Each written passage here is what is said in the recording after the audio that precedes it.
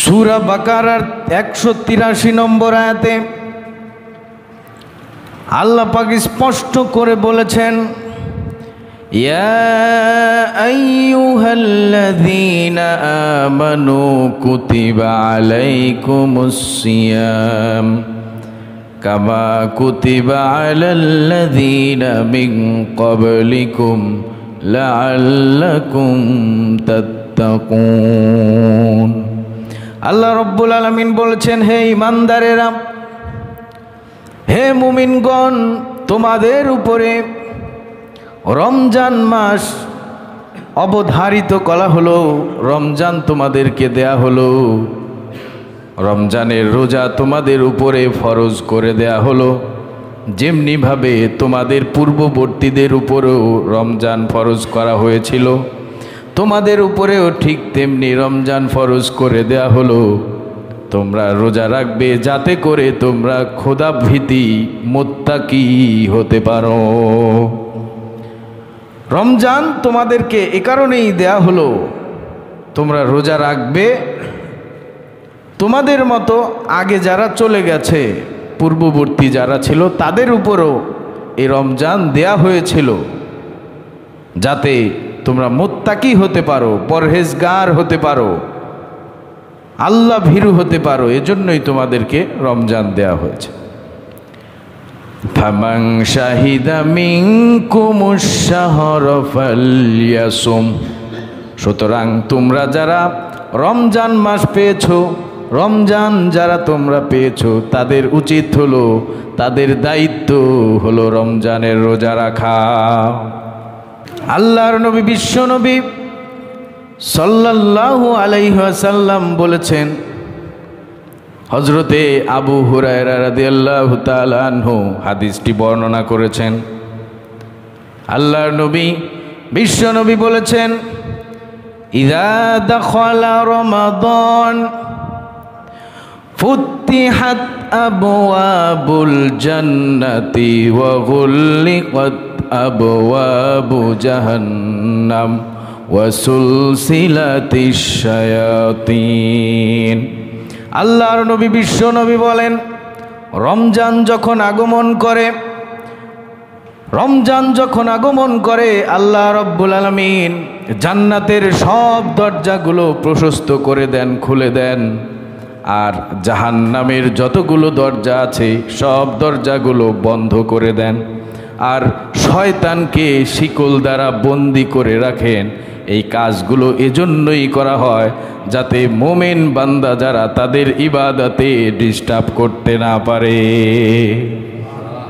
রমজান যখন আগমন করে, জান্নাতের সব দরজাগুলো খুলে দেয়া হয়।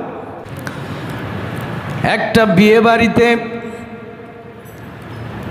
সাজগোজ করার জন্যে 2 দিন 3 দিন আগে থেকে বাড়িটাকে সুন্দর করে সাজানো হয়, প্যান্ডেল টানানো হয়, সামিয়ানা টানানো হয়। খুব বড় বেশি আয়োজন হলে 1 সপ্তাহ আগে থেকে করা হয়।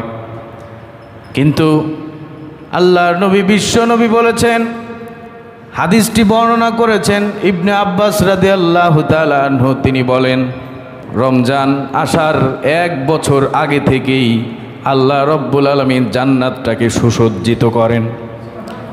1 বছর আগে থেকে, 1 বছর আগে থেকে সম্পূর্ণ জান্নাতটাকে সুন্দর করে সাজিয়ে সৌন্দর্য বর্ধন করেন। এরপরে যখন রমজান আসে, রমজানের প্রথম রাতে আল্লাহ রব্বুল আলামিনের আরশের নিচ থেকে একটি বাতাস প্রবাহিত হয়, একটি বায়ু বের হয়, যেই বায়ুর নাম হলো মৌসিরা। মৌসিরা নামক একটি বায়ু বের হয় আরশের নিচ থেকে। ওই বায়ু যখন বের হয়, জান্নাতের সমস্ত হুরেরা টের পান, ঠিক পান, রমজান আসছে, রমজান আগমন করেছে।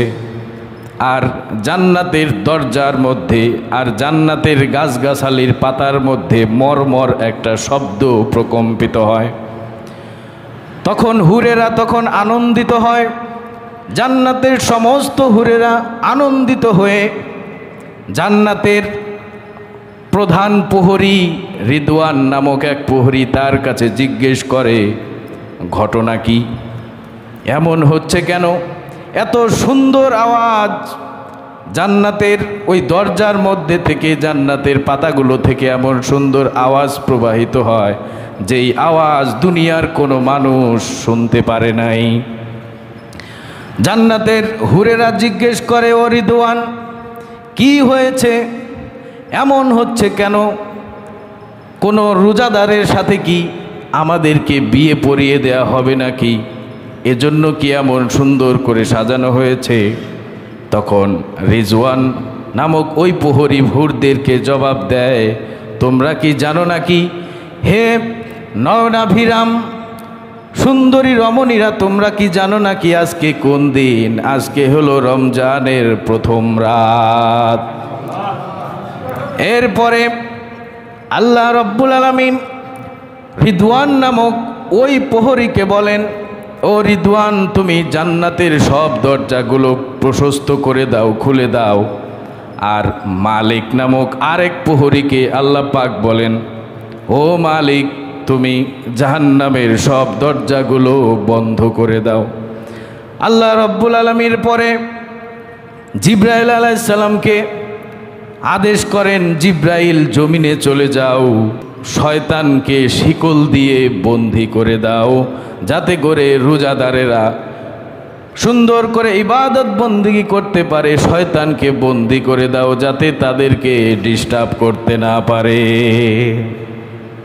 হযরতে উসমান রাদিয়াল্লাহু তাআলা আনহু বর্ণনা করেন, আল্লাহর নবী বিশ্ব নবী বলেছেন, আসিয়ামু কাজুন্নাতিম মিনান নারি কাজুন্নাতি আহাদিকুম মিনাল কিতাল।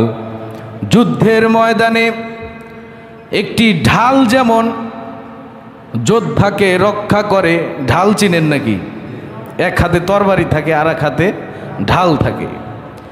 ঢাল যেমন যুদ্ধের ময়দানে অস্ত্রের আঘাত থেকে তাকে বাঁচিয়ে দেয়, রোজা তেমন জাহান্নামের আগুন থেকে বাঁচিয়ে দেয়। রোজা যে রাখবে, রোজা তাকে জাহান্নামের আগুন থেকে বাঁচিয়ে দিবে। আরেকটি হাদিস, রমজান যখন আগমন করে আল্লাহর নবী বিশ্ব নবী বলেছেন, রমজানের প্রত্যেক দিন, রমজান শুরু হওয়ার পর থেকে, রমজান যখন শুরু হয়, রমজানের প্রত্যেক রাতে 10 লক্ষ মানুষ যাদের উপরে জাহান্নাম ওয়াজিব হয়ে গিয়েছিল, এমন 10 লক্ষ মানুষকে রমজানের প্রথম রাত থেকেই প্রত্যেক রাতে আল্লাহ পাক ক্ষমা করে দেয়। এরপরে একটি একটি করে যখন রমজান শেষ হয়, প্রত্যেক রাতেই 10 লক্ষ মানুষকে ক্ষমা করে দেয়। আর রমজানের শেষ রাত যখন আসে, রমজানের শুরু থেকে রমজানের আগের দিন পর্যন্ত যত মানুষকে ক্ষমা করা হয়েছে, ওই রমজানের শেষ রাতে ওই অতগুলো মানুষকে আল্লাহ পাক ক্ষমা করে দেয়। শুধু ফজিলত আর ফজিলত বলতে থাকলে শেষ হবে না। অসংখ্য আয়াত, অসংখ্য হাদিস আছে শুধু রমজানের ফজিলতের ব্যাপারে। যারা রোজা রাখে সারাদিন না খেয়ে থাকার কারণে শেষ বেলায় বিকালের দিকে টক্সিন নামক একটি দুর্গন্ধ বের হয় সারাদিন না খেয়ে থাকার কারণে রোজাদারের মুখ থেকে। এই দুর্গন্ধ আল্লাহর কাছে মেশকে আম্বরের চাইতেও বেশি প্রিয়।